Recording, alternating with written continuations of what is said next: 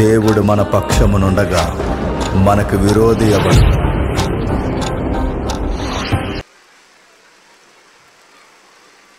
ప్రార్థన చేసుకుందామండి.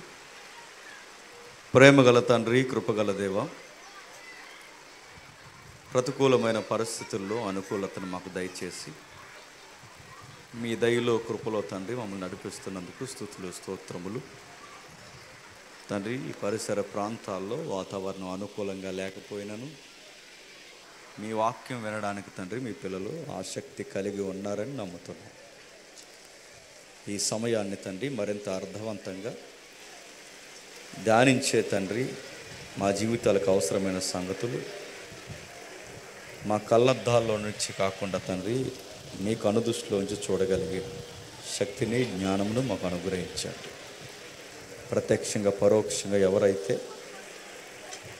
ఈ సభ కొరకు తండ్రి అర్థవంతంగా ఉపయోగించుకోవాలి. మీ ప్రత్యేక పాటలు, మీ ప్రత్యేక కానుకలు 7 నుంచి 9 గంటల వరకు చదువుకుంటే అయిపోను. 10:30 వరకు చదివితే ఏమవుతుందండి? దేవుడు సమయాన్ని ఇచ్చాడు, మనం ఉపయోగించుకోలేదు. సరే, ఏది ఏమైనా వాక్యాన్ని విందాం, అర్థవంతంగా విందాం. సమాజంలో బ్రతుకుతున్న మనం కొన్ని మాటలు వింటుంటాం. ఆ మాటల పోకడులు దేవుని దృష్టికి అంత ఇంపుగా ఏముండవు. మీరు గమనించగలిగితే చాలామంది రకరకాల కారణాలతో ఈ సమాజంలో మాట్లాడడం మనం చూస్తాం. మరొకడు ఏమన్నాడంటే, మా ఇంటి ఎదురోళ్ళు మంచోళ్ళు కాదు, అందుకే మాకేమీ కలిసి రావట్లేదు అన్నారు. నెపాలు స్థలాల మీద గంటాం. కాస్తంత చదువుకున్నవారు, థియలాజికల్గా మాట్లాడాలనుకున్నవారు ఏమన్నారంటే, దేనికైనా లక్ ఉండాలండి అన్నారు. ఒక్కొక్కరు ఒక్కొక్క మాటలు మాట్లాడుతూ వారి సమస్యల సుడిగుండంలో ఎలా బయటకు రావాలో తెలియక వారు మాట్లాడుకునే ఈ వంకర మాటలు దేవుని దృష్టికి అర్థవంతంగా బాగో. ఒకవేళ మీరు చూడగలిగితే జీవితంలో లేదా సంసార జీవితాల్లో సమస్యలు వచ్చినప్పుడు దేవుని వైపు చూడాలి. ఒక ఫ్యామిలీ ఉంది, ఆ ఫ్యామిలీలో బ్లెస్ చేయబడిన ఇంటి ఇల్లాలుంది. దేవునితో బాగున్నంత కాలం తన లైఫ్ చాలా బాగుంది. పనికి మాలిన గొడవలకు దిగింది, దేవునికి దూరమైంది, తన కొడుకుల జీవితాన్ని రాళ్లపాలు చేసేసింది. చూద్దాం ఒకసారి, బైబిల్ తీద్దాం. ఆదికాండము 29వ అధ్యాయం. ఆదికాండము 29వ అధ్యాయం. ఆదికాండము 29వ అధ్యాయం 30వ వచనం నుండి చదువుతాం.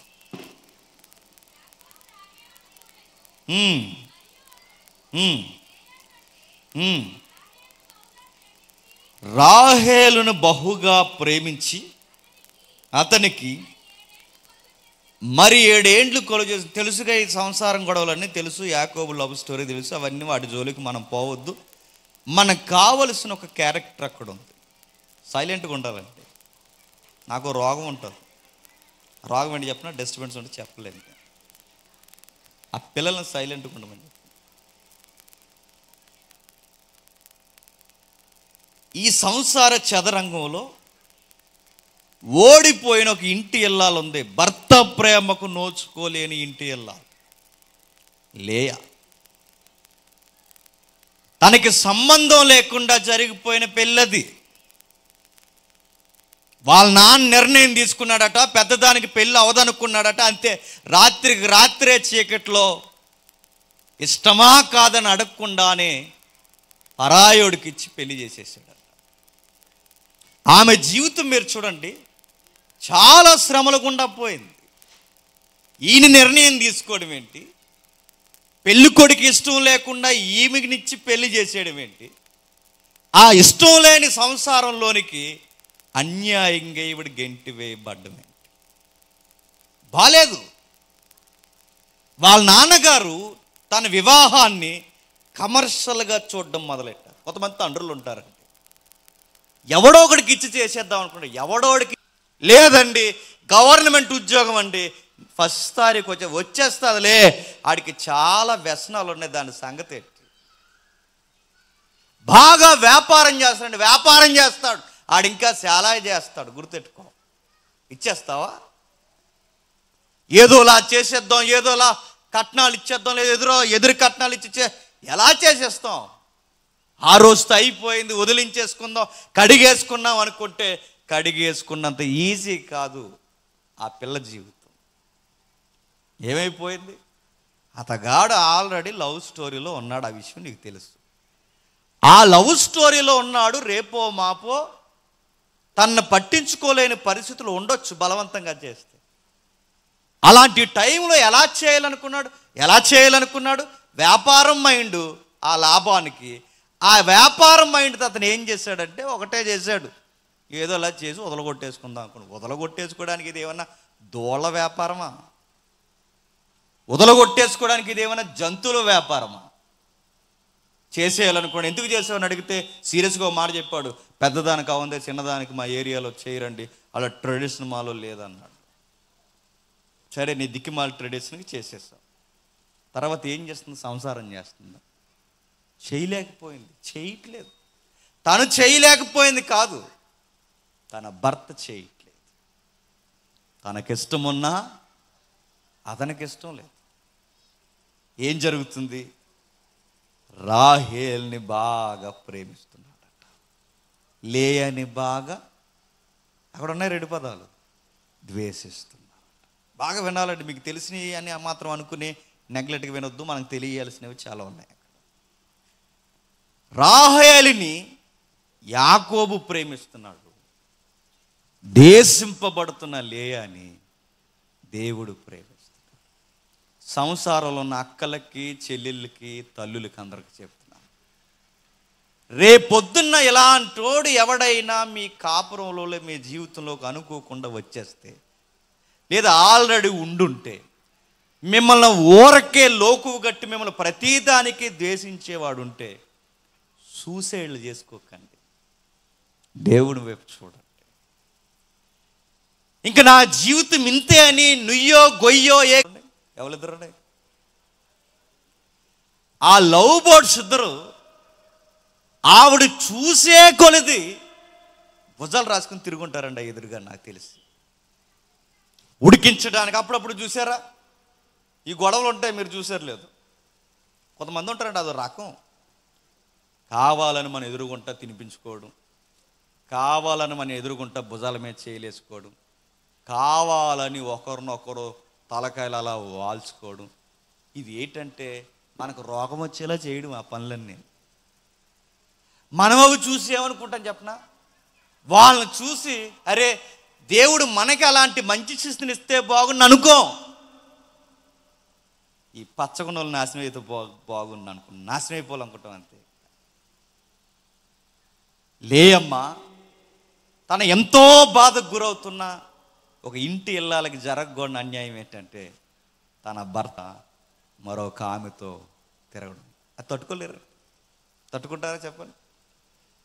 మీ కిడ్నీలు అమ్మేసినా మీరు ఏమనరు, కానీ ఇంకొక ఆవిడతో మాట్లాడుతూ వస్తుంది రగడ. వస్తుందా రాదా? రాకపోతే ఇంక నువ్వు ఏదో మరి సంథింగ్ రాంగ్ ఓగయ్యా, ఖచ్చితంగా వస్తుంది. భర్తకైనా భార్యకైనా నీ లైఫ్ పార్ట్నర్ ఇంకొకరితో మాట్లాడితే ఎలా ఉంటుంది? నిప్పులు కుప్ప మీద కూర్చున్నట్టు ఉంటుంది.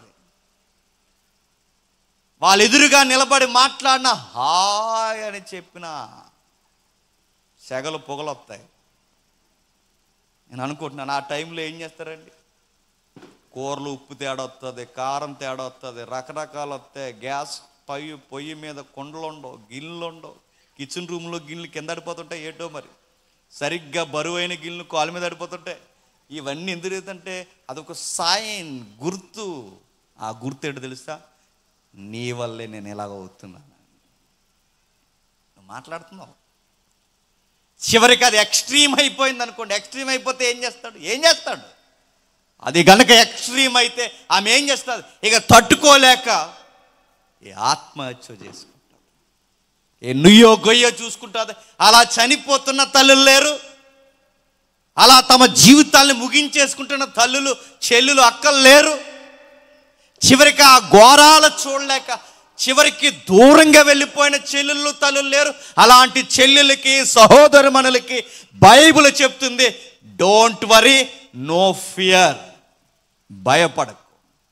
నీ గోడుని, నీ గాథను, నీ బాధని, నీ కన్నీళ్ళని చూసే నీ యెహోవా నీ వైపు ఉన్నాడు, గుర్తుపెట్టుకో.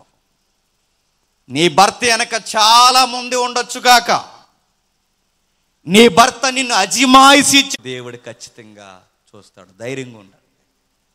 చూశాడు, పొగరెక్కిపోయిన వారి బెండ్ ఎలా తీయాలో దేవుడు చర్యలు తీసుకోవడం స్టార్ట్ చేశాడు. ఓ లవ్ అని ప్రేమించేసుకుంటున్నారు ఇద్దరునే. ఎవరిద్దరునే? అది వాళ్ళిద్దరూ ప్రేమించేసుకుంటే ఎంత ప్రేమించుకున్న ప్రేమకి ఫైనల్ స్టేజ్ ఏంటి చెప్పండి? లవ్లో వాళ్ళిద్దరూ ప్రేమించుకున్నారు, మ్యారేజ్ చేసుకున్నారు. ఆ మ్యారేజ్లో, లవ్లో వాళ్ళు నెక్స్ట్ ఎక్స్పెక్ట్ చేసేది ఏంటి? ఇంకా లవ్వేనా ఎప్పుడు? ఏముండాలి? గాడ్ గిఫ్ట్ ఉండాలి, పిల్లలు. అది దేవుడు బ్లాక్ చేశాడట. ఎందుకు బ్లాక్ చేశాడు? మీ వంకరు లవ్వుల వలన మీరేం చేశారంటే మీ అక్క అయిన లేయాని ద్వేషిస్తున్నారు. నొక్కేస్తాడు. ఆయనకు తెలుసు ఎక్కడ ఎలాగ ఎవరిని బెండి తీయాలో ఆయనకి తెలుసు.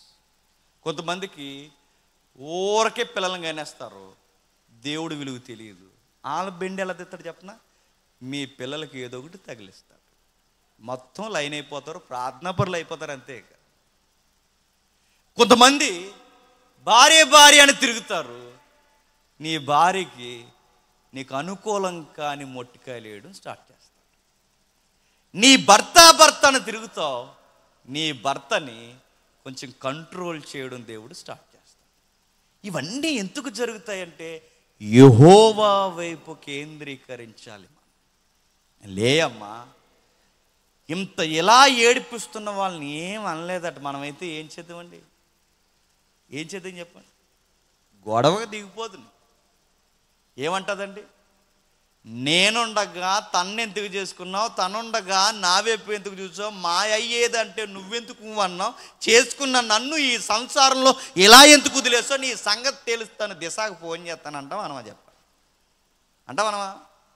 రచ్చబండ్లో చెడుగుడు ఆడాము, పెద్దల సభలో కబడ్డీ ఆడాము, అక్కడికిక్కడికి తీసుకెళ్ళి మొత్తం మీద ఆడి ఎన్ని చెరువులు నీళ్ళు తాగించాము. లేయమ్మ అలాంటి యాక్షన్స్ ఏమి తీసుకోలేదు. యాక్షన్ ఎవరికి అప్పగించిందో తెలుసా? దేవుడికి. దేవా నేను గొడవలేను, కయ్యానికి గొడవలకి నేను దిగలేను, నా సంసారంలో ఏం జరుగుతుందో నీకు తెలుసు, నాకు ఏం జరిగినా నేను మౌనంగా ఉంటాను. మౌనంగా ఉండిపోయిందంటే మౌనంగా ఉండి తనను తాను తగ్గించుకున్న ఆ లేయా వైపు దేవుడు చూడడం స్టార్ట్ చేశాడు. ఎప్పుడు గుర్తుపెట్టుకోండి, సంసారం చక్కదిద్దుకునే బెస్ట్ సజెషన్ ఏంటి చెప్పినా, సూత్రం ఏంటి చెప్పినా, ఏం జరిగినా సైలెంట్గా ఉంటాడు. దేవుడు పనులు స్టార్ట్ చేస్తాడు. మనం సైలెంట్గా ఉండం, వైలెంట్లు అయిపోతాం. మనం వెంటనే కిచెన్ రూమ్లో పోయి గ్యాస్ వెలిగించాడు, వెంటనే అక్కడికి పోయి డబ్బా తెచ్చాడు, వెంటనే అక్కడికి పోయి పురుగుల మందు, చీమల మందు తెచ్చాడు. అలాంటి వైలెన్స్ వద్దు. మీరు చేయాల్సిన సైలెంట్గా ఉండండి, బాధను వ్యక్తీకరించండి, చెప్పండి. కానీ వెళ్ళలేదనుకోండి, దేవునికి చెప్పండి, దేవ ఇలా జరుగుతుంది, నా సంగతి ఏంటని మౌనంగా ఉండిపోండి. లేయాకి దేవుడు గర్భం తెరిచాడు. రాహేలు గర్భం దేవుడు మూసేశాడు. ఇప్పుడు చూడండి ఆవిడ ఎంత భక్తిగా ఉందో మనకు కనబడుతుంది. కిందకి వచ్చేసరికి 32 వచ్చిన లేయా గర్భవతి అయి కుమారుని కని యెహోవా నా శ్రమను చూసి ఉన్నాడు గనక నా పెనిమిటి నన్ను ప్రేమించును కదా అనుకొని అతనికి రూబేనని పేరు పెట్టిన. రూబేన్ అంటే పెద్ద కొడుకు పేరు. రూబేన్ అంటే ఏంటి చెప్పండి? దేవుడు నా వైపు చూస్తున్నాడు. బాగా వినాలి, చూస్తున్నాడు. దేవుడు నా వైపు చూస్తున్నాడు అంటే ఇప్పుడు నా భర్త నన్ను చూడలేదు, నా భర్త నన్ను చూడకపోతే నన్ను చూసింది ఎవరు? దేవుడు. చూసే దేవుడి పేరు ఆ కొడుకు పెట్టుకుంది. మనకి ఎలక్షన్ టైంలో గవర్నమెంట్ ఒక మాట చెప్పేది, ఇప్పుడున్న గవర్నమెంట్. పాదయాత్రలో జగన్ గారు అనేవారు, నేను విన్నాను, చెప్పండి, నేను చూశాను. ఆయన చూసాడు లేదు, మనం చూడలేదు. ఆయన విన్నాడు లేదు, మనం వినలేదు. విన్నాడో లేదు దేవుడు తెలుసు, చూసాడు లేదు దేవుడు తెలుసు. కానీ విషయం ఏంటి చెప్పనా, వీళ్ళు చూస్తారో లేదో నాకు తెలియదు, కానీ దేవుడు ఖచ్చితంగా చూస్తాడు. లేయమ్మకి బాగా వినాలి, లేయమ్మకి పెద్ద కొడుకు పుడితే పెద్ద కొడుకు పేరు చూసే దేవుడు. ఎందుకు పేరెట్టుకుని చెప్పిన, నా భర్త నా వైపు చూడట్లేదు, కానీ ఆ దేవుడు నా వైపు చూస్తున్నాడు. ఇప్పుడు ఈ కొడుకుని బట్టైనా నా వైపు నా భర్త చూస్తాడేమో అనుకుని ఏమని పేరెట్టింది? రూబెన్ అంటే చూచుట. చూచుట ఎవరు? ఒకటి దేవుని చూస్తున్నాడు, రెండు నా భర్త నా వైపు చూడాలి. చూశాడా? యాకోబు చూడలేదు, మళ్ళీ అయ్యబికే చూస్తున్నాడు. ఎడేపుకి? ఆవిడ వైపుకే. ఆవిడ పేరేంటి చెప్పండి? బ్యూటీ. ఏమి ఆ పేరు? రాహేల్. ఆవిడ వైపే చూస్తున్నాడు. కొడుకు పుట్టిన ఆవిడ వైపే. రెండోది జరుగుతుంది చూడండి. ఆమె మరలా కుమారుని కని నేను దేశింపబడుతున్నానన్న సంగతి యెహోవా విన్నాడు గనక ఇతనికి కూడా దయచేసిననుకొని అతనికి సిమ్యోన్ అని పేరు పెట్టిన. సిమ్యోన్ అంటే దేవుడు విన్నాడు. ఒకటి పెద్ద కొడుకు పేరు చూస్తున్నాడు, రెండో కొడుకు పేరు వింటున్నాడు.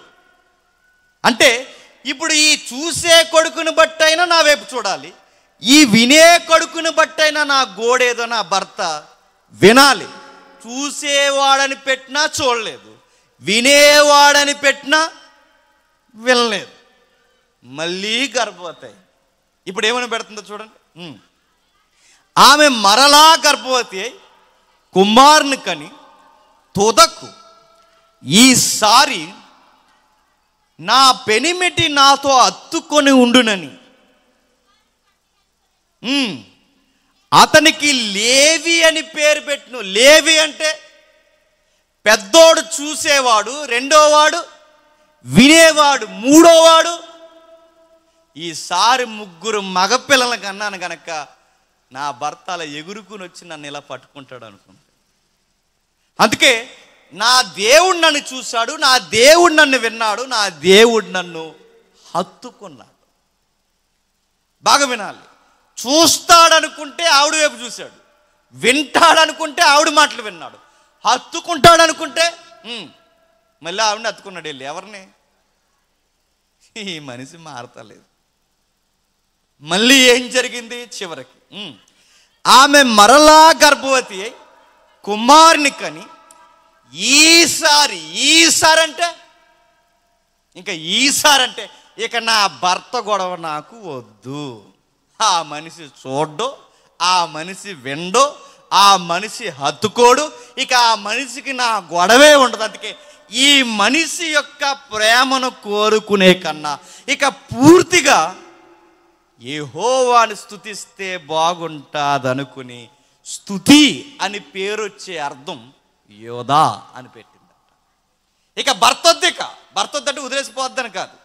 ఇక ఈ మనిషి వినడు, ఈ మనిషి చూడ్డు, ఈ మనిషి హత్తుకోడు, ఇక ఈ పట్టించుకొని మనిషి వైపు పదే పదే చూసే కన్నా నా సంసారం, నా పిల్లల్ని గుట్టుగా నేను చూసుకుంటూ, ఆ భర్త ప్రేమించకపోయినా ప్రేమిస్తూ నా దేవుడిని పూర్తిగా నేను స్తుతిస్తే మంచిదని దేవునికి ఆరాధన చేయడం స్టార్ట్ చేసింది. ఇది లేయమ్మ మొదటి జీవిత చరిత్ర.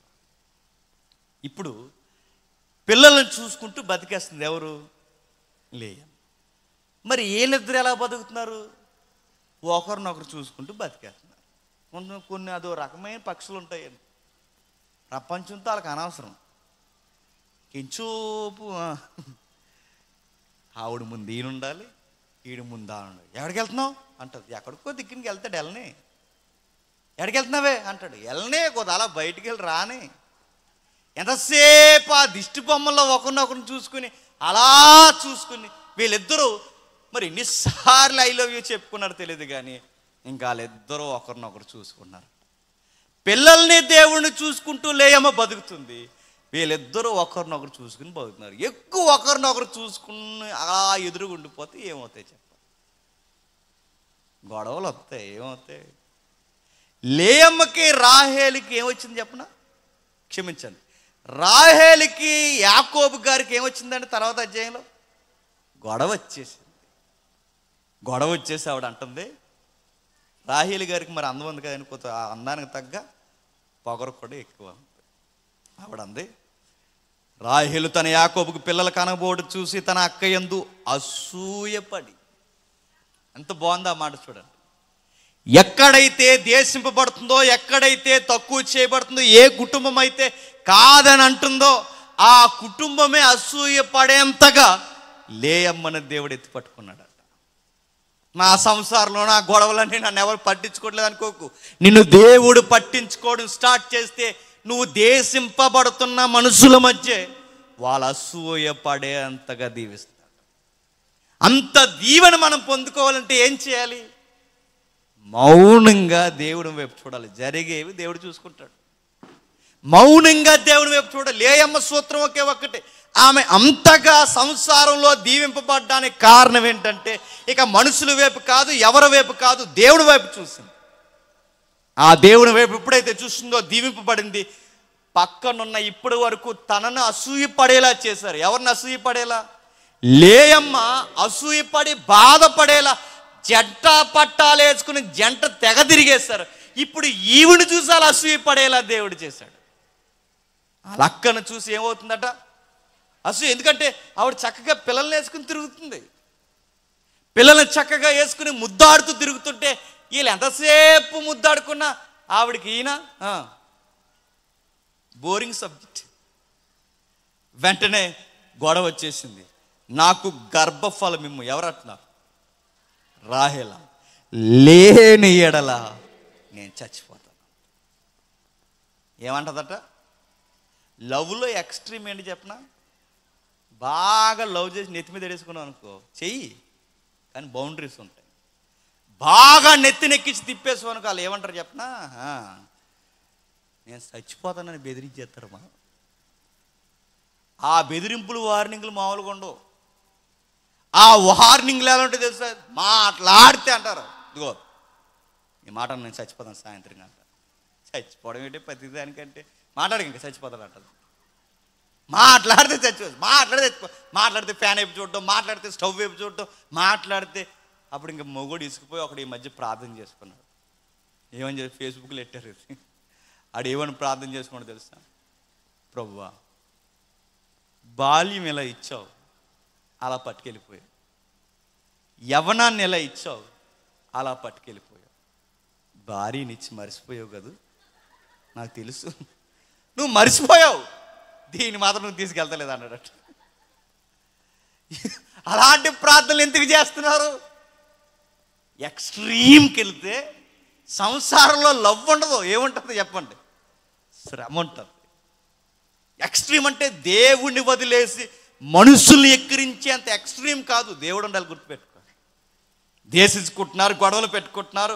ఆ గొడవల మధ్య యాకోబుకు వార్నింగ్ ఇస్తుంది, పిల్లల్ని ఇస్తావా చచ్చిపోమంటావా? వెంటనే పెద్ద ఆయన కోపం వచ్చేసింది. ఏం మాట్లాడుతున్నావే, ఏం మాట్లాడుతున్నావు? యాకోబు కోపము రాహేలు మీద రగులుకుని అతడు ఇలా అన్నాడు, నేను నీకు గర్భఫలం ఇయ్యకపోయినా దేవునికి ప్రతిగా ఉన్నానా? బుర్ర పని చేస్తుందా నీకు అన్నాడు గొడవలో. లవ్లో లవ్ పోయి లవ్లో ఏం గుర్తొచ్చింది చెప్పండి? మీకు అర్థమవుతుందో లేదో? లవ్లో లవ్ పోయి లవ్ బర్డ్స్ మధ్య దెబ్బకి ఎవరు గుర్తొచ్చారు చెప్పనా? దేవుడు గుర్తొచ్చాడు. గుర్తు వస్తాడు, ఆ టైం వస్తుంది. దెబ్బడికి దేవుడు గుర్తొచ్చి ఏమంటుందంటే, నేను దేవునికి ప్రతిగా ఉన్నానా? యాకోబు గారు అంటున్నారు దేవుడికి ప్రతిగా. పిల్లల్ని ఎవరిస్తారు? పెద్ద సబ్జెక్ట్ మాట్లాడుతున్నారండి. ఎవరు? యాకోబు. పిల్లల్ని ఎవరిస్తారు చెప్పు? ఎవరిస్తారు? రాహేలని. దేవుడు ఇస్తాడు. మరి దేవుడు ఇచ్చే పిల్లల్ని నన్ను ఇమ్మంట పెట్టి నోరు మూసుకో అన్నాడు. మీకు మాట చెప్పనా? రాహేలమ్మకు పిల్లలు పుడతారా లేదన్న సబ్జెక్ట్ వచ్చేంత వరకు ఆ పిల్లల దేవుడు ఇస్తాడని గుర్తు రాలేదట. లేయమ్మకి 5 4 పిల్లలు పుట్టినా ఆ టైంలో మాత్రం దేవుడు గుర్తు రాలేదట. గుర్తుపెట్టుకోండి. రాహేలు విషయంకి వచ్చేసరికి దేవుడు గుర్తొచ్చాడు. లేయమ్మ పిల్లలకి అంటున్నప్పుడు మాత్రం దేవుడు గుర్తు. అంటే యాకోబు గారు ఎలా అనుకూలంగా ఉంటే చెప్పండి, అలా మాట్లాడేస్తున్నాడు అన్నమాట. గొడవ దిగారు. లేయమ్మకి రాహేలుకి మధ్య ఈ పిల్లల పోరాటం పెరిగిపోయింది. ఎందుకంటే భక్తి ఎక్కడ తక్కువ ఉందో అక్కడ సంసారంలో గొడవలు ఎక్కువైపోతాయి. ఒక మాట చెప్పనా, పిల్లలు లేని జంటలు ఎవరైనా ఉంటే ఇక్కడ ఒక మాట చెప్తానండి, బాధపడకండి. ఎందుకంటే మీరు దేవునికి కొన్ని సందర్భాల్లో ప్రత్యేకమైన వారు. ఒకటి, మీలో ఏదైనా సరి చేయాలనుకుంటున్నాడు, లేదా మీలో నాణ్యమైన బహుమానాన్ని ఏదో సమయానికి తేవాలనుకుంటున్నాడు. మీరు కావాలంటే చరిత్ర చదువుకోండి. శారమ్మకు ఆలస్యమైంది. ఆలస్యమైతే ఎలాంటి కొడుకు పుట్టాడండి? బంగారం లాంటి కొడుకు పుట్టాడు. అన్నకు ఆలస్యమైంది. ఎలాంటి కొడుకు పుట్టాడు? బంగారం లాంటి కొడుకు పుట్టాడు. ఎలిజబెత్ జకర్యాలకి లేట్ అయింది. ఎలాంటి కొడుకు పుట్టాడు? యోహాను లాంటి బంగారం లాంటి కొడుకు పుట్టాడు. ఒకవేళ ఈ ప్రాంగణంలో ఆలస్యమైన తల్లులు, భక్తిపరులైన తల్లులు, తండ్రులు ఎవరైనా ఉంటే టెన్షన్ అవ్వకండి, బంగారాలు పుట్టబోతున్నారు, గుర్తుపెట్టుకో. ఒకవేళ రాహేలులా పొగరుంటే ఆ పొగరును తగ్గించడానికైనా ప్రస్తుతానికి మీకు ఆపేసేడేమో, అది కూడా గుర్తుపెట్టుకోండి. ఒకటి అదైనా ఉండాలి, లేదా మీ నుంచి ఒక గొప్ప ఫలాన్నైనా ఆశించుండాలి. రెండిట్లో ఏదో ఒకటి ఉండాలి. ఆ రెండిట్లో ఇక రాహేలుకి జరుగుతున్నది ఏంటంటే, రెండోది, ఆమెలో పొగరుంది, సఖ్యత లేని స్వభావం ఉంది. ఈ ఊగిసలాట మధ్య బెట్టింగ్కి దిగిపోయింది. తన అక్కతో పందాలు కాస్తుంది. పందెం అంటే బెట్టింగ్. వెంటనే ఏమంటుందో చూడండి. అయితే అందుకు ఆమె, నా దాసి అయిన బిలహ ఉందిగా, ఆమెతో పొమ్ము, ఆమె నా కొరకు పిల్లల కనును, అలాగూ ఆమె వలన నాకు పిల్లల కలుగునని చెప్పి తన దాసి అయిన బిల్హాను అతనికి భార్యకి ఇచ్చిన. బాగా వినాలి, ఇప్పుడు బాగా వినాలి. ఇప్పుడు నేను ఒక మాట చెప్తున్నాను. లేయమ్మకు పిల్లలు పుడితే నా పిల్లలు కాదనుకుంటుంది ఎవరు? రాహేలు. నీకు పుడితే పిల్లలు అనుకుంటున్నావు. మరి అలా అనుకున్నప్పుడు పిల్లలు నీకు పుట్టాలా, నీ దాసికి పుట్టాలా చెప్పు? ఎవరికి పుట్టాలి? నీకే పుట్టాలి. నీ దాసికి పుడితేనేమో నీ పిల్లలట, అక్కకు పుడితేనేమో దాసి ఎక్కువ అక్క ఎక్కువ. చెప్పండి.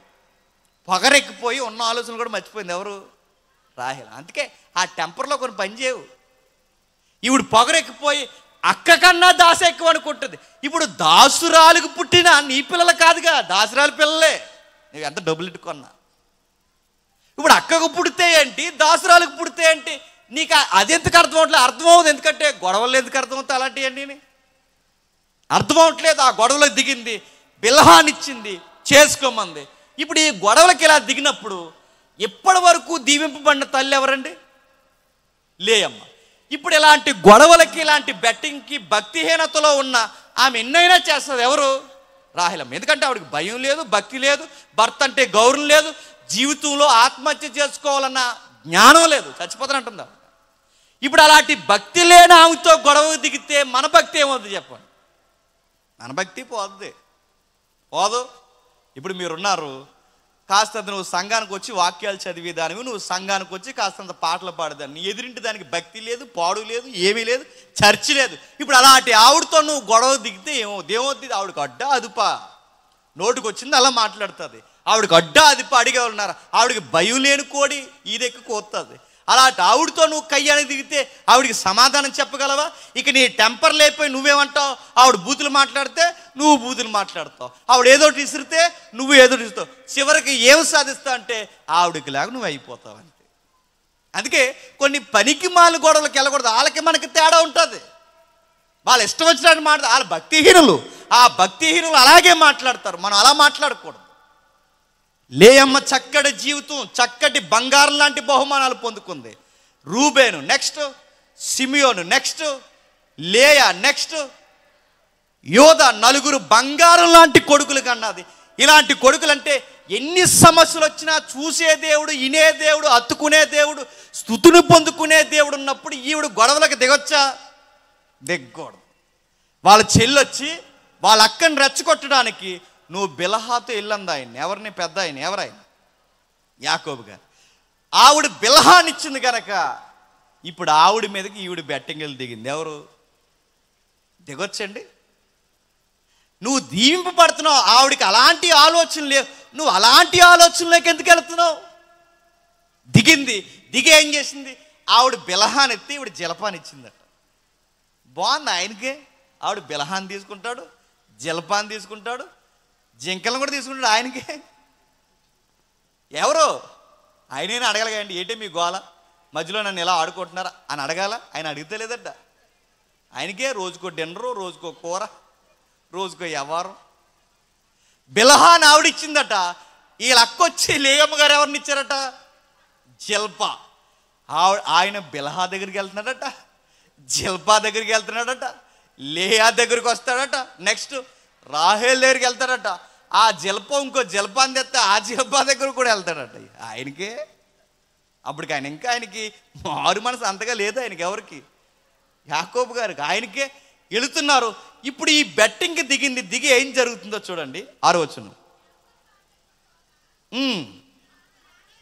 7వ వచనం. రాహేలు దాసైన బిలహా తిరిగి గర్భవతి యెహోవాకు 2వ కుమారుని కనెను. అప్పుడు రాహేలు దేవుని కృప విషయమై నా అక్కతో పోరాడి. ఇదో పెద్ద పోరాటం అట. ఏ పోరాటం? భర్తకి ఎక్కువ మంది భార్యనిచ్చి పెళ్లి చేయడం పోరాటమా? తిరగలేని పనులు చెప్పండి. అది పోరాటం ఏంటండి? తన భర్తకు ఇంకొకరిని ఇచ్చి పెళ్లి చేయడం పోరాటం ఏంటి?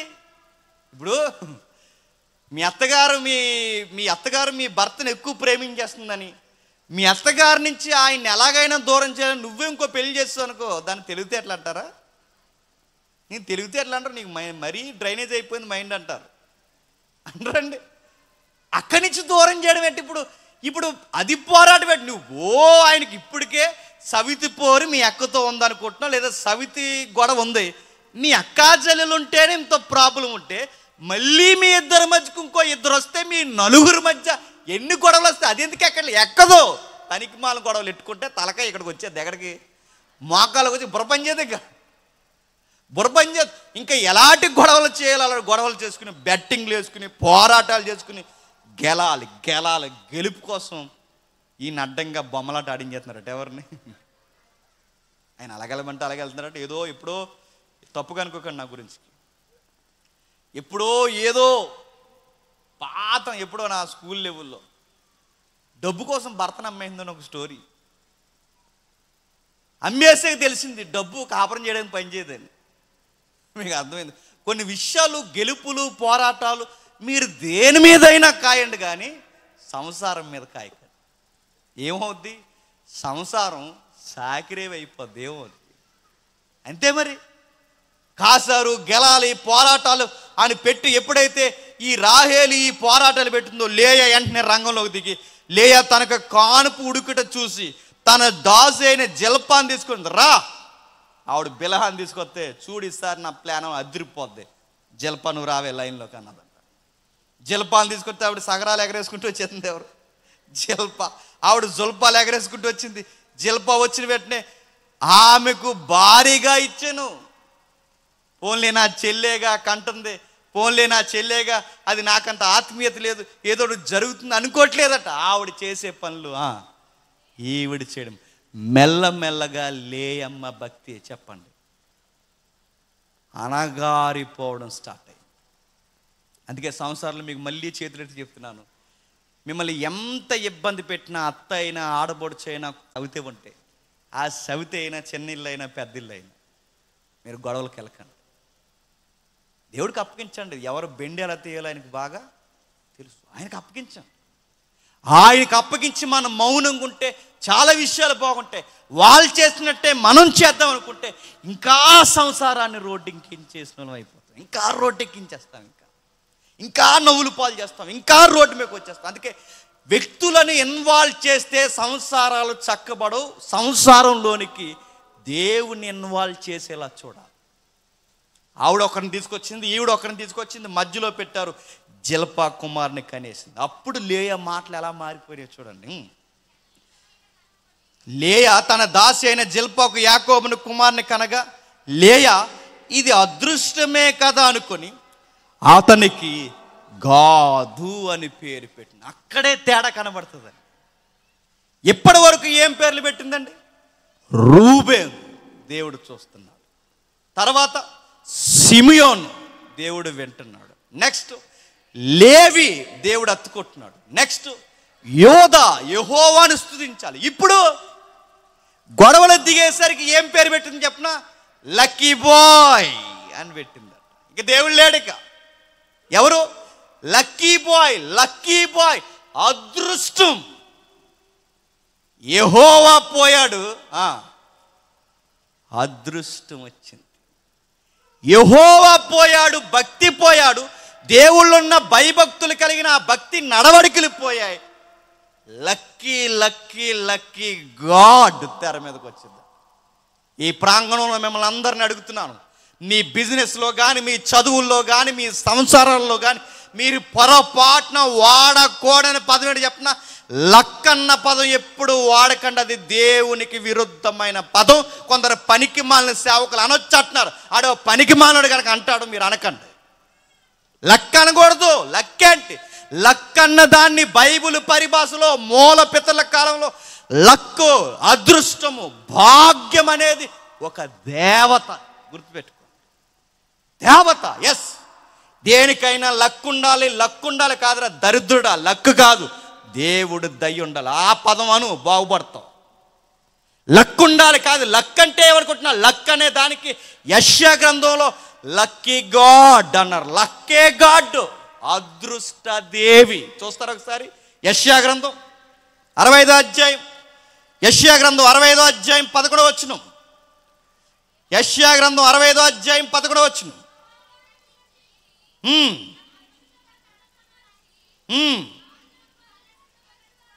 గాదునకు బలిని సిద్ధపరచువారులారా, అదృష్టదేవి. అదృష్టదేవి, అదృష్టం అనే పేరు ఎవరు చెప్పండి?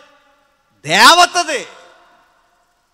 దేవత పేరే లక్కీ, దేవత పేరే అదృష్టం. దేవత దాని పేరు భాగ్య దేవత, మనీ గాడ్ అంటారు. అదృష్టదేవి, అదృష్టదేవి, భాగ్యం అంటారు దాన్ని. ఇప్పుడు నేను అడుగుతున్నాను, లేయమ్మ యెహోవాను మర్చిపోయి చెల్లి గొడవల్లోకి దిగి ఎవరి పేరు పెట్టుకుందో తెలుసా? కొడుక్కి అదృష్టుడని పేరు పెట్టి, అదృష్టవంతుడని పేరు పెట్టి, లక్కీ బాయ్ అని పేరు పెట్టి, లక్కు అని పేరు పెట్టి తను అంటారనుకుందట, నన్ను భాగ్యవతి అంటారు. భాగ్యవతి అంటే అదృష్ట దేవత అంటారంట. యెహోవా పోయాడు, ఎవరొచ్చారు? యెహోవా పోయారు, అదృష్ట దేవత, అదృష్ట అనే పదాలు తెర మీదకి వచ్చాయి. మీరు ఎప్పుడు గుర్తుపెట్టుకోండి, పనికి మాలిన గొడవలు దిగామో, పనికి మాలిన సంసారం లేని, సంస్కారం లేని వ్యక్తులతో మనం పోరాటాలకు దిగామో మన భక్తి పోతుంది, మనకు కూడా మానవ బుద్ధులు వచ్చేస్తాయి. ఇప్పుడు రాహేలుతో ఎప్పుడైతే ఈ గొడవలు దిగిందో యెహోవా ప్రస్తావన పోయింది. మాకేంటి, మేము లక్కీ, నా కొడుకు లక్కీ, నేను లక్కీ. ఏం పేరండి మీకు, మీ కొడుకు పేరు అని కొంతమందిని అడిగితే లక్కీ అండి అంటారు. నేను అనుకుంటాను పోతాడు, నాశనం అయిపోతాడు అనుకుంటాను అంతే. ఎందుకంటే అది యెహోవాకి విరుద్ధమైన పేరు. అది అదృష్ట పేరేటండి. చాలామంది మంచి మంచి పేర్లు పెట్టుకుంటారు. ఏమని పేర్లు పెడతారు చెప్పిన? దయా, దయా కిరీటము, కొంతమంది పేరు ధన్యశ్రీ. ఇలాంటి మంచి పేర్లు, మంచి పేర్లు అవి, బైబిల్ వాక్యానుసారమైన పేర్లు. ధన్యురాలు, దేవుని దీవెన, ఇలాంటి మంచి పేర్లు. నేను ఎక్కడో కర్ణాటకలో విన్నానండి. నేను ఎప్పుడు వినలేని పేరు, బైబిల్లో ఉన్న పేరు బయట ఎక్కడ వినలేదు. అందులో పేరేంటి చెప్పిన? ఆ అమ్మాయి పేరు ఏంటంటే అన్న కూతురు పేరు. ఆ అమ్మాయి పేరు ఏంటి చెప్పిన? అమ్మాయి పేరు మేరీ మగ్దలేన్. ఎంత బాగుందండి ఆ సౌండ్, మేరీ మగ్దలేన్. ఆమె పేరే మేరీ మగ్దలేన్. అలాంటి పేర్లు పెట్టం మనం. మీ కూతురు పేరు ఏంటండి అంటే లక్కీ కూతురండి. లక్కీ రాదు, దేవుణ్ణి కాదని దేవుణ్ణి ఎక్కిరించే ఫేస్బుక్ ట్యాగ్ కానీ, వాట్సాప్కి ట్యాగ్ కానీ, నీ ఇష్టానుసారమైన నిక్నేమ్స్ కానీ ఇలాంటి వర్డ్స్ తగిలించారో నీ రూట్ మార్చేస్తాడు దేవుడు, గుర్తుపెట్టుకో. ఖచ్చితంగా నువ్వు లక్కంటే కలిసి రావడం, లక్కంటే కలిసి రావడం, కలిసి వచ్చే దేవత, నడిపించే దేవత కలిసి రాదు. దేవుడు ఎదురొచ్చేస్తాడు, దేవుడు నిన్ను దులుమాడేస్తాడు. ఎందుకు జరుగుద్దంటే మీరు గమనించండి, ఈ పేరు పెట్టింది, ఈ పేరు పెట్టాక కొడుకు భవిష్యత్తు బాగుండాలి కదండి.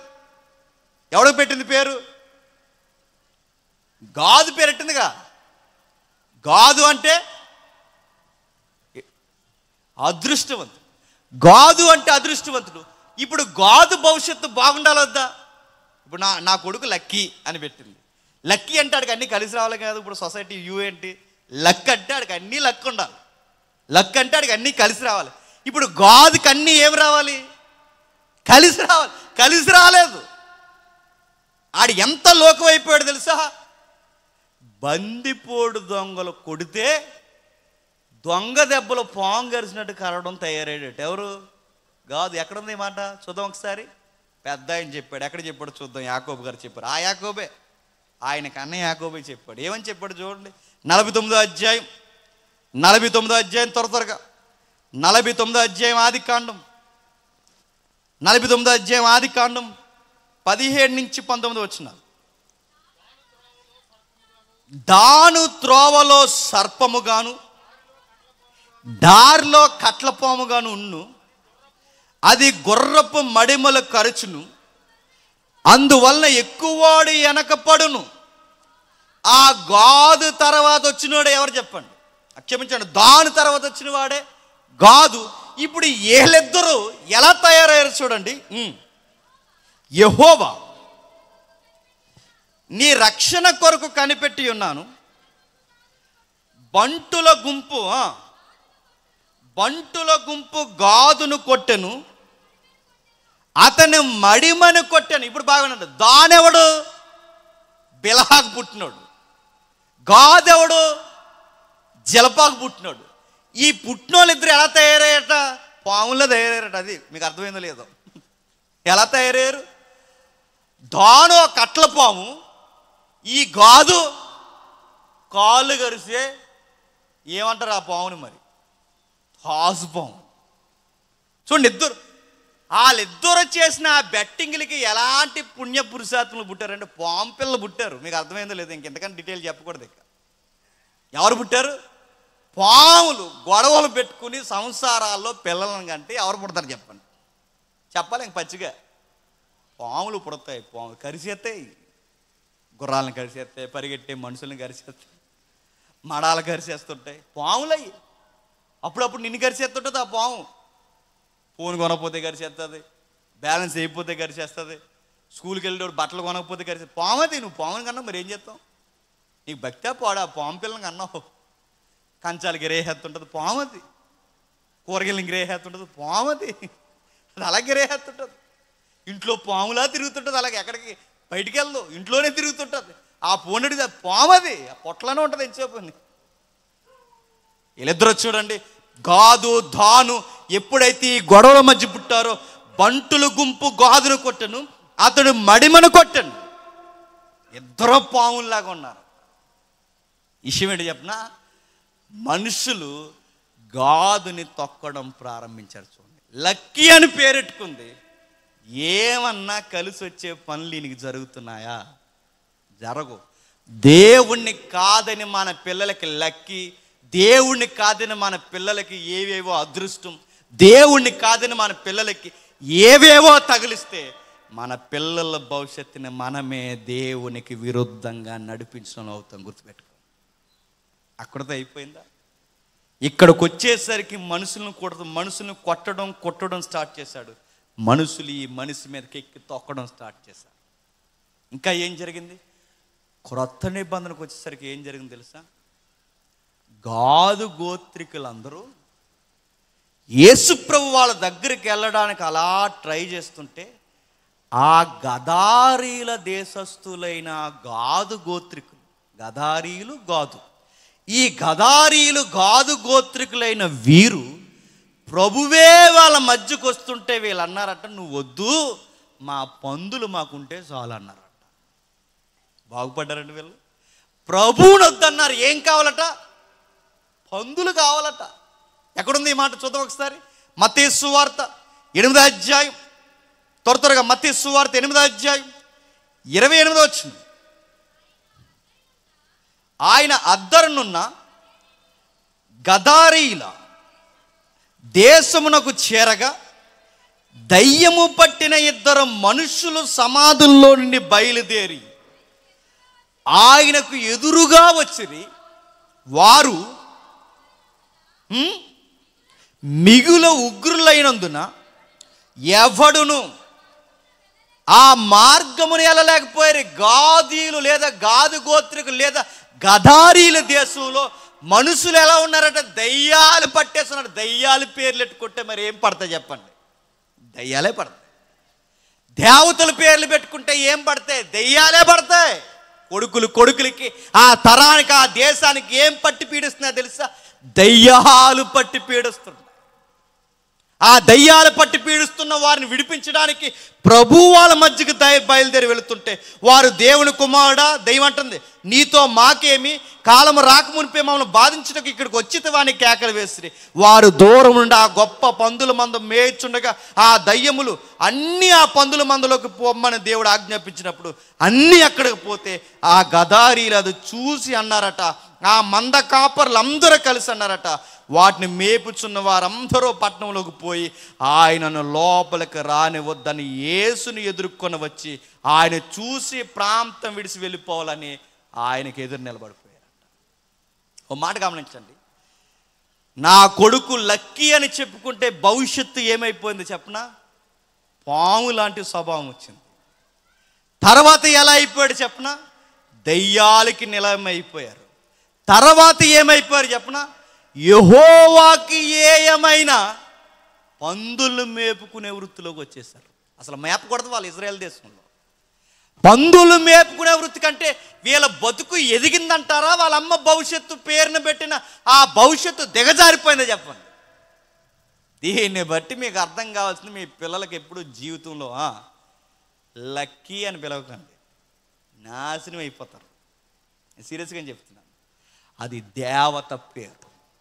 వాళ్ళు బాగుపడతారు, కలిసి వస్తుందని పెడితే కలిసి రాదు. అన్నీ తిరోగభివృద్ధి అయిపోద్ది. వాడికి పురోగభివృద్ధి ఉండదు.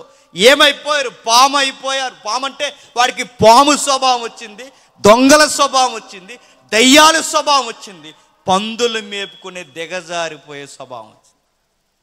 ఇంకా మన పల్లెటూరులో ఏమంటారు చెప్పనా? పందులు మేపుకుంటానట. ఎవరో మన పల్లెటూరులో అంటారు, ఈరోజు అడు పంది పెంట తొక్కేసాడు రా. పంది పెంట డీటెయిల్గా అడగండి ఏంటని.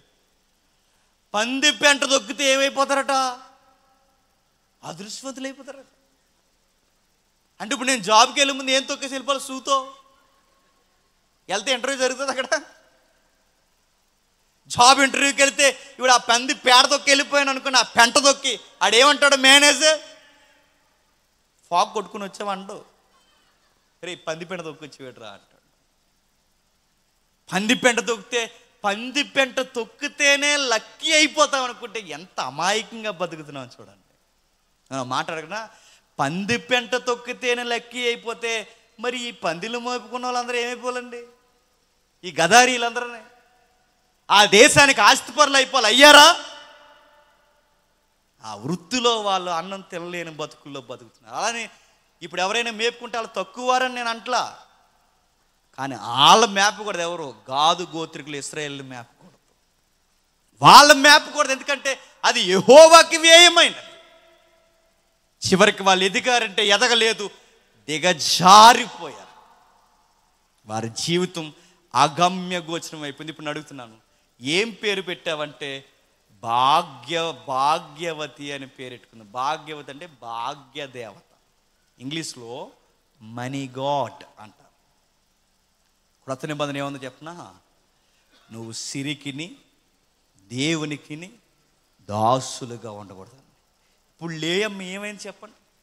సిరి అనే అర్థం వచ్చే దేవతకి యెహోవాకి దాసురాలైంది పనికి మాలిన గొడవల వలన చివరికి తన జీవితం ఏముంది చెప్పనా, తన చెల్లి ముందు గెలుస్తాను అనుకుంది, దేవుడు ముందు చెప్పండి ఓడిపోయింది. చెల్లిని సంపాదించుకుని భర్తను సంపాదించుకుందేమో కానీ దేవుని ప్రేమను దూరం చేసుకుంది. చివరికి తను తీసుకున్న నిర్ణయం కొడుకులకి బాధాకరమైపోయింది. ఏమి సాధించింది? ప్రభు కళ్ళ ముందుకు వచ్చిన ప్రభువుని అంగీకరించలేనంత చెప్పండి గుడ్డితనం కొడుకులకి ఇచ్చింది. ఈరోజు నుంచి ఈ సారం మీకు అర్థమైతే నేను చెప్తున్నాను, మీ సంసారంలో ఎన్ని గొడవలు ఉన్నా, మీ సంసారంలో ఎన్ని కుమ్ములాట్లున్నా, మీ సంసారంలో ఎన్ని ఇబ్బందులున్నా, ఎవరో మీ అత్తింటి వారు ఎంత ఇబ్బంది పాలు మిమ్మల్ని చేసినా వాళ్ళకిలా మీరు మాట్లాడొద్దు, వాళ్ళకిలా గొడవలాడొద్దు, వాళ్ళకిలా తయారవద్దు, వాళ్ళకిలా మీరు అటువంటి ప్రవర్తన తెచ్చుకోవద్దు. నమ్మకమైన దేవునికి నమ్మకంగా అప్పగించండి, దేవుడు చూస్తాడు. వాళ్ళు ఏదో ప్లాన్ చేశారని మీరు ప్లాన్ చేయడం, అత్తగారు ఏదో నీ చేయి గాలిపోయేలా చేసిందని మీ అత్తగారికి మొత్తం ఈపు గాలిపోయేలా నువ్వేదో పెనం గాలిసి రెడీగా ఉండడం, ఇలాంటి ప్లానింగ్ లేకండి. వాళ్ళు ఏదో నేను జారి పడేలా చేశారని మొత్తం ఆయిల్ డబ్బా మొత్తం టైల్స్కి రాసాడు, ఇలాంటి పనులు చేయకండి. ఎందుకంటే పగకు పగను దేవుడు అంగీకరించడు, పగలో క్షమ అంగీకరిస్తాడు. ఎక్కడున్నది ఈ మాట చూద్దాం ఒకసారి, త్వరగా చూద్దాం. పేతురు రాసిన మొదటి పత్రిక, త్వరగా ముగించుకుందాం. పేతురు రాసిన మొదటి పత్రిక 3వ అధ్యాయం 1వ వచనం. అటువలే స్త్రీలారా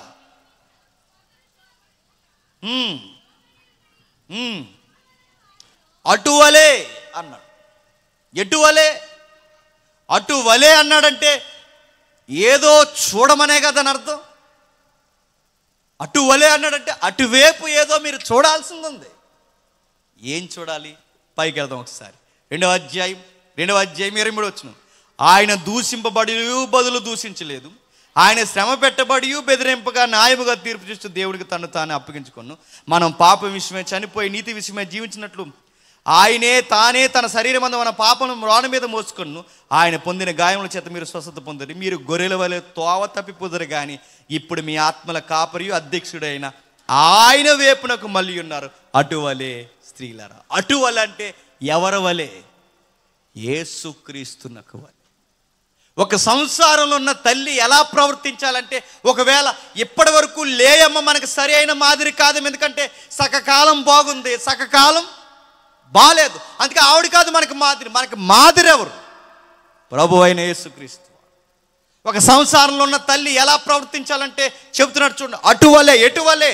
23వ వచనంలో ఆయన దూషింపబడి బదులు దూషించిన. సంసారంలో ఉన్న ప్రతి చెల్లి, తల్లి, అక్క గుర్తుపెట్టుకోవాల్సినది, మీరు దూషింపబడితే బదులు దూషించకండి.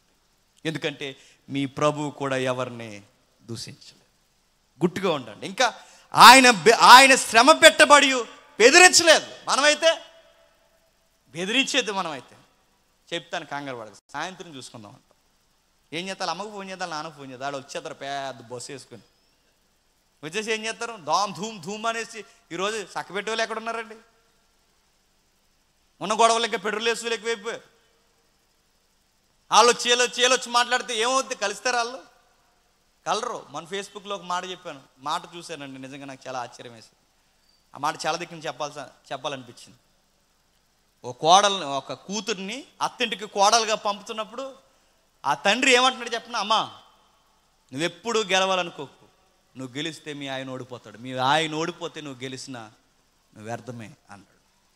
నువ్వు ఓడిపోతూ ఆయన గెలిపించి నువ్వు గెలిచినట్టే అన్నాడు. ఎంత మంచి పాటలు పాడతాం, ఇంటికి పోయి పెద్ద పెద్ద గొడవలు మాట్లాడతాం, ఇక్కడ సంఘ పెద్దలకు వ్యవహరిస్తాం, అక్కడ బిందులు తీసుకొని వేసుకుంటాం.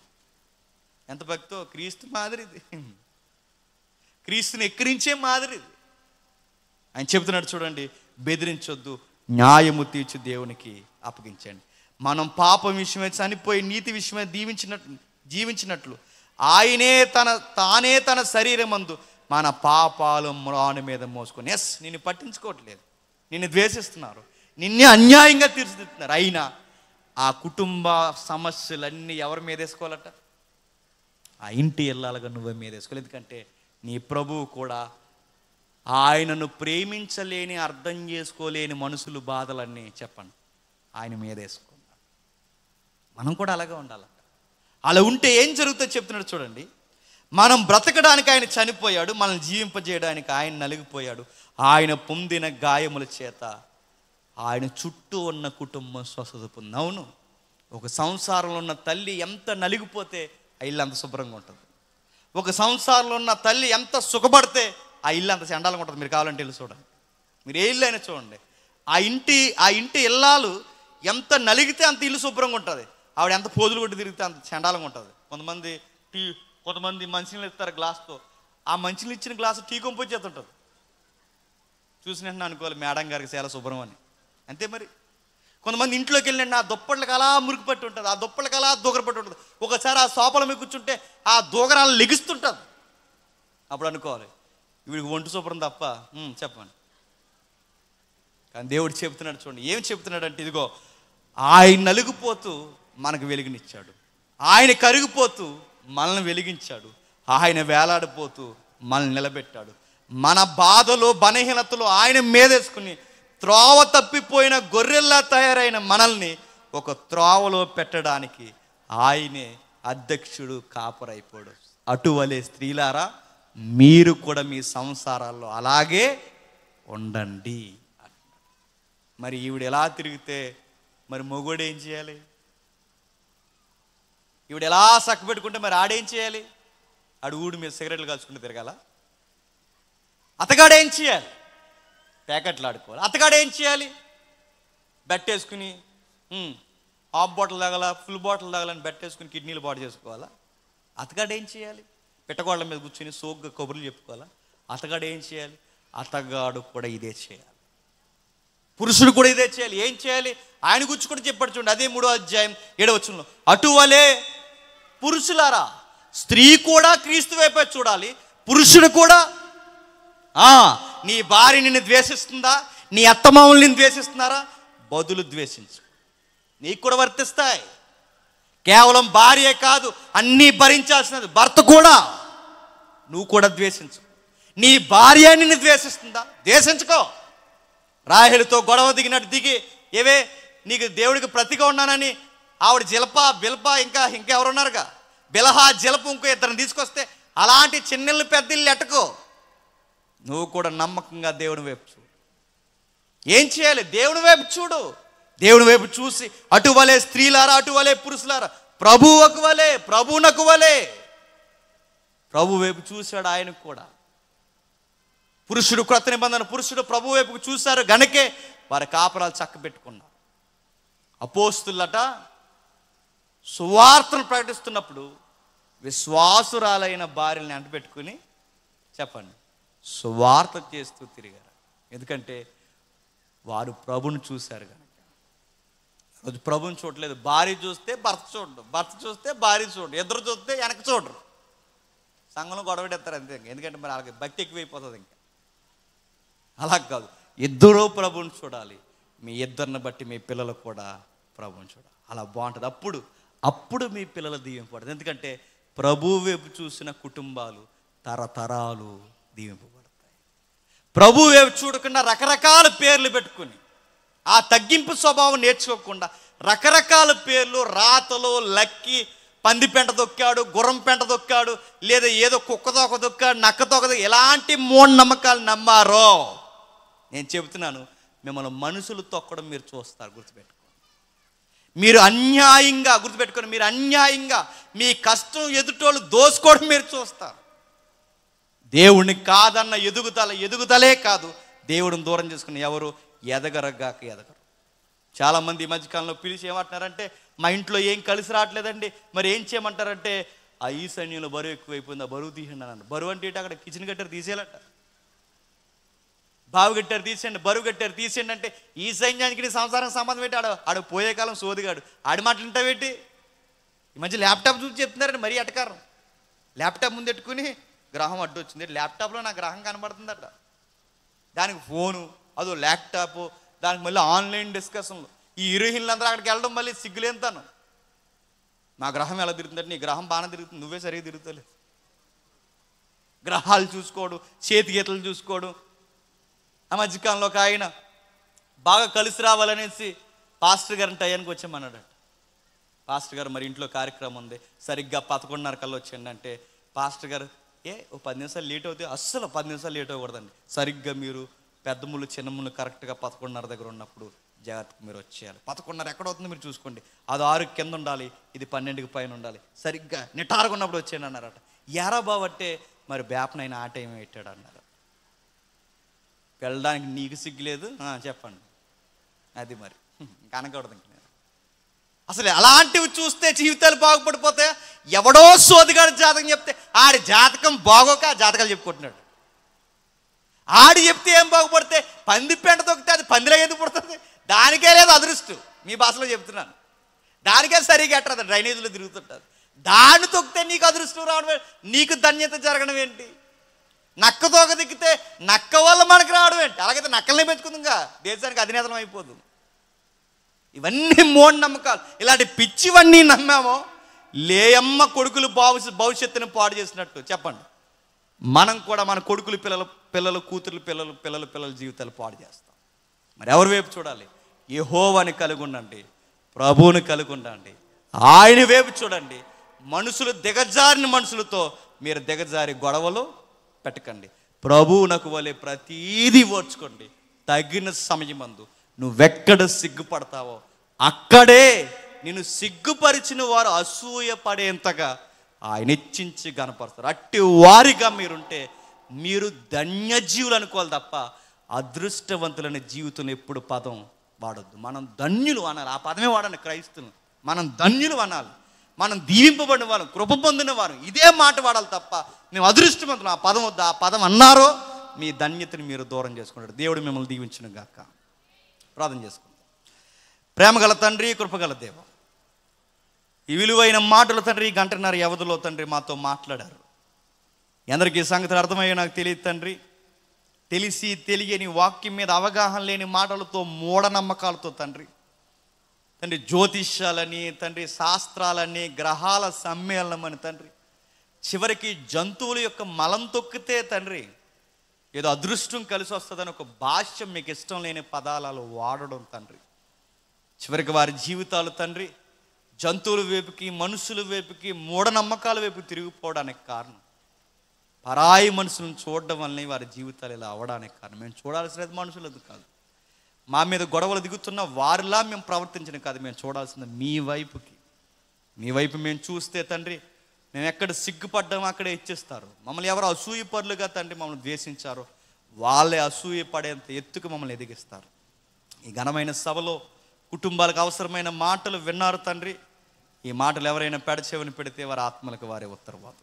నిన్నటి దినాన తమ్ముడు ద్వారా, ఈరోజు మా ద్వారా విలువైన మాటలు మాట్లాడారు. రేపటి దినాన తండ్రి స్థానిక సంఘంలో దైవజనుల ద్వారా మీరు మాట్లాడండి. ఈ సంఘానికి కావాల్సిన ఆదరణ మీరు దయచేయండి. స్థానిక పెద్దలను, సంఘ నాయకులను, వచ్చిన విశ్వాసులను తండ్రి అందరినీ మీ చేతులకు అప్పగిస్తున్నాం.